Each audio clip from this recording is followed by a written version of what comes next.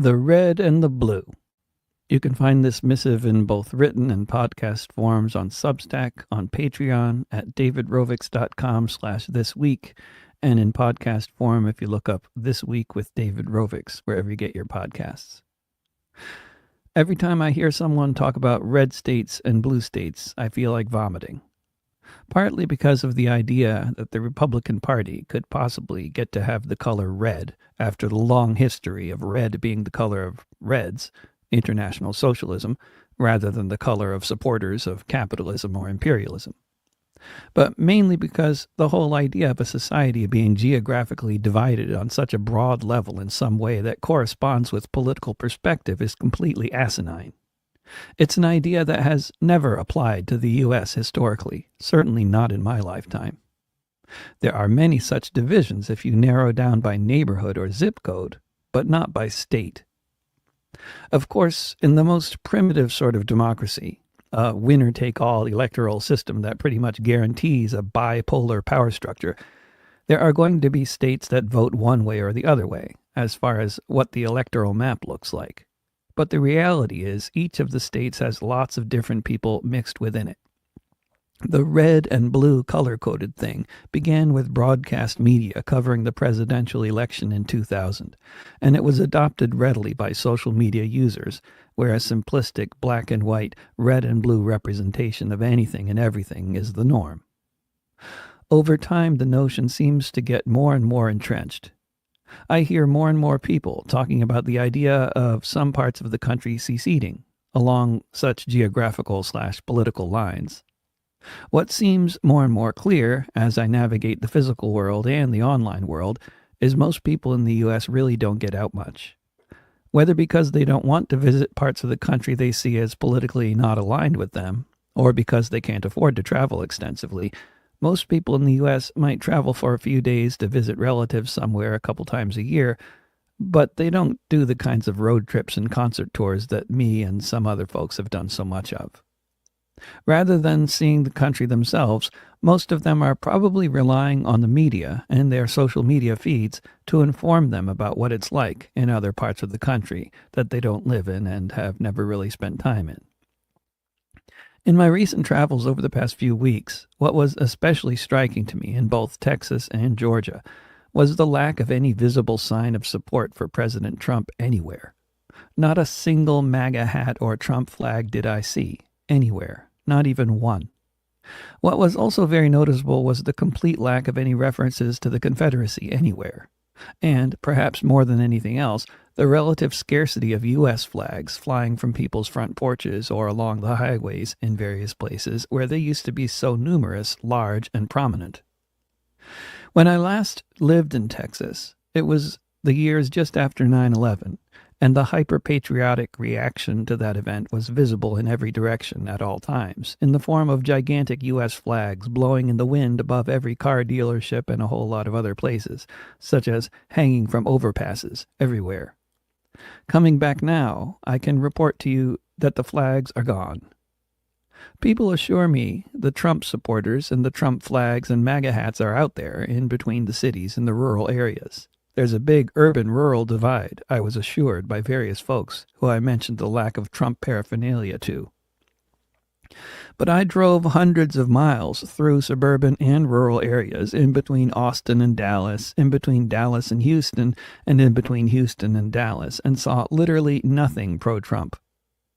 U.S. flags were not completely absent, but there were probably 1% of the number of flags there were 20 years ago by my rough estimation.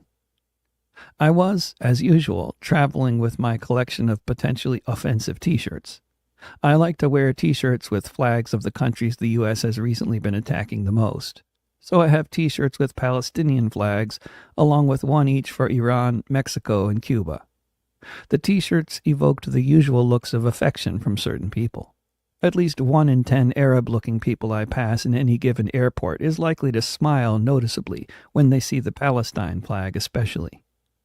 If anyone anywhere didn't like any of my t-shirts, they made no indication. In so many ways I'm unable to effectively promote gigs, barred from using the invite feature on Facebook events, catalog of album deleted from YouTube Music, creating a whole cascading effect of suppression in terms of where my gigs are listed and how likely people are to hear about any of them. And I could go on. But at each event, there was a small collection of serious fans who had managed to hear about the gig, along with other folks that the organizers were much more responsible for having recruited to join the various little audiences. In Austin, it was an outdoor concert in support of the Middle East Children's Alliance, with lots of Palestinian flags around. In Dallas, it was another Palestine fundraiser, taking place in a wonderful Pan-Africanist bookstore. In Houston, a backyard show around a fire. Several of those in attendance were programmers at the venerable community radio station in that city, which has the distinction of having had its transmitter burned down by the KKK not once but twice long ago. The next weekend in Atlanta, a concert at Radio Free Georgia, preceded by a dinner with such an impressive bunch of radicals. A longtime war correspondent who worked for CNN, one of the Emory professors who was attacked by the police while trying to protect students protesting the war on Gaza, the first station manager of WRFG, who was one of the organizers for the big civil rights marches on Washington at the beginning of the 1960s. One old friend I spent a day wandering around Atlanta with spoke fondly of the 1970s, when the Allman Brothers were regularly putting on free concerts in the park. People walking through the city to get to the park were liable to be walking through a neighborhood where there were elements of society unfriendly to long hairs and other alternative sorts. At the beginning of the period, when the free festivals were happening in Atlanta, walking through these neighborhoods could be dangerous. But then things changed, as the rednecks in those neighborhoods realized that not only was the music really good, but so was the cannabis, and half of those festival goers were women. The free festivals won over hearts and minds in Atlanta just as they had done a few years earlier in San Francisco.